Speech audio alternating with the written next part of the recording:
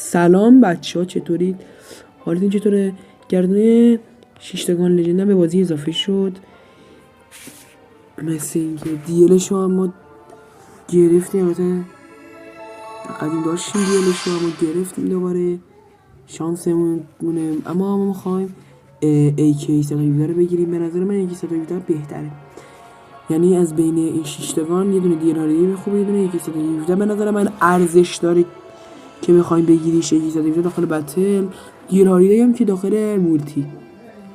متاسفانه هیچ باگی هنوز براش نیومده و اصلا سعی نکنید باگ بزنید که براش بگیرید، همینجوری ساده بزنید. اما سعی کنید پوکاناتون رو 10 تایی کنید و 10 تایی بزنید.